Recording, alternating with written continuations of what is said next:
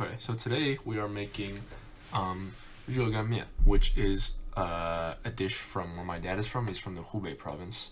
Um, and I recently had the pleasure to go back and try this dish the authentic way of making it for the first time in a long time because my family would just make it. We would buy like the instant ramen version of it because they had that and it tasted like pretty good, so we would always have that. So over last winter break, me and my family went back to China. Um, we wanted to go back right before COVID happened, but then the whole it happened and then China was hit pretty hard at the beginning, so we couldn't go for a few years. And so we went back for the first time in like 4 or 5 years. And I had the pleasure to try this dish at a lot of local shops, and it tasted just as good as I remembered. And so I wanted to try to decide, hey, why not make it? And surprisingly, um, the recipe was kind of hard to find. I tried a few recipes, and it just didn't taste right. Maybe it's just because some of the ingredients are taste different in China. I don't really know. But here you can see me, I'm boiling water to boil the noodles. It's incredibly easy to boil those noodles from Oasis Sea, so it's like a minute. And here I'm just mixing the sauce, just sesame paste and some vinegar, or some rice wine vinegar, some chili oil, sesame seeds, five spice powder, all the good stuff like that. And this is not 100% authentic, but this was the recipe that I found online that most resembled the mostly resembled the taste that I had in China. And so today, I didn't really have a topic to talk about. I kind of thought I talked about everything I wanted to hit. So I think I'm just going to talk about my own origin, since this is a dish that is, it represents my dad's side of the family. I'm very close with my dad's side of the family. I've been back there a few times. I think it represents me as a person because when I say I'm from Beijing, since I was born there, a lot of people just think, oh, you're from the capital, you're just another city person from the city. But in reality, I grew up for a lot of my life, for a few years, in the countryside, and this is a dish that I think represents that pretty well. And so I wanted to talk about me being Chinese Canadian, Chinese American. We can count that, right? And my own experience. So I'm kind of just gonna freestyle it, just riff it. And you see here I made some pickled cucumbers, some Chinese pickled cucumbers. Well, I guess they're just pickles, right? I don't know. They're cucumbers marinated in a sour sauce, okay? That doesn't taste like it's Asian, okay? That's what we call it. And here we're just boiling water. Just throw 2 of those noodles in. It'll cook in like 2 minutes. But I want to talk about my own not journey, because I'm 20, I haven't been through much.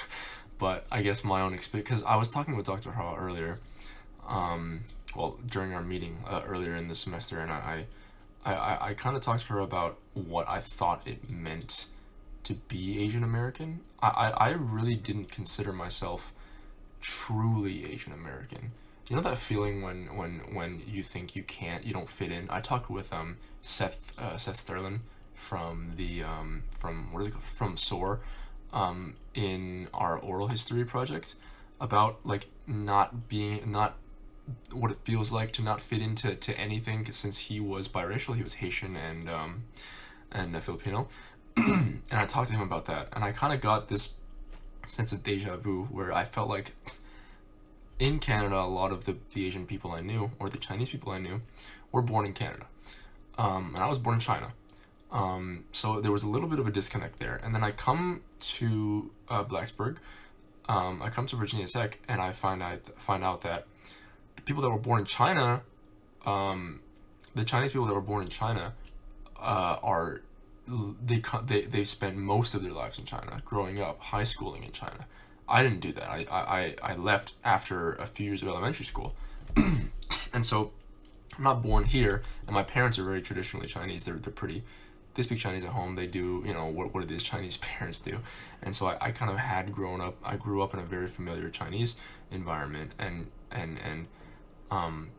so I didn't really fit in with. I didn't think that I fit in with anybody. I didn't think I fit in with the people that grew up with American influences. The Asian people that grew up with American influences. I didn't feel like I fit in with people that were born in China. So I just felt like, and coming to Blacksburg, that was even worse.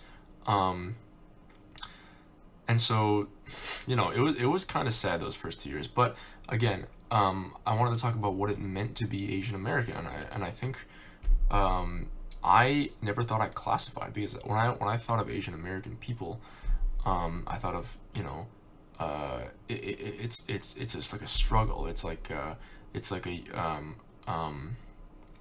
like a fight, to try to get recognized. I never had that. It was easy for me. I talk about all this stuff, how I don't fit in, but in reality, it was super easy for me. I was surrounded by people that looked like me. The culture that I experienced at home was familiar to a lot of my friends, and I've never dealt with racism. Never ever in my life have I dealt with any sort of racism. And so again, I didn't feel like I fit in with other Asian Americans who felt like, who have had very rough journeys, who have overcome a lot of things, a lot of scrutiny, and I never felt that way. And I guess I kind of just wanted to talk about it. And here I'm finishing the dish right here. That's the picture. Do you like the the picture of me and my girlfriend on my desk? But that, I guess I just wanted to air out a little bit of that, since I didn't have a topic to talk about. But thanks for listening. I know I probably was not the best student over the semester, but I appreciate having this class. Initially, I came in literally just because this was a pathways class that I needed to fulfill, and I was not going to pay attention at all. I'm not even going to lie, but as the class went on, I felt like it was a responsibility for me to take it more seriously, since I am Asian American and these problems are real. It kind of helped me realize that, hey, I should be, since I talked about I have never experienced any of this stuff that happens to a lot of Asian Americans. I always brushed it off as like, oh, these Asian American people that are far away from me, they're just they're just trying to make it about themselves. Well, I did think that, and coming to this class and seeing my peers and realizing that it's not like that. This stuff is real. It really did help me. So thanks again, Dr. Han and Michelle, for conducting this class, and hopefully we can see each other in the future when I'm still here. One more year. Jesus, man. One more year. It's crazy. I'm already... Jeez.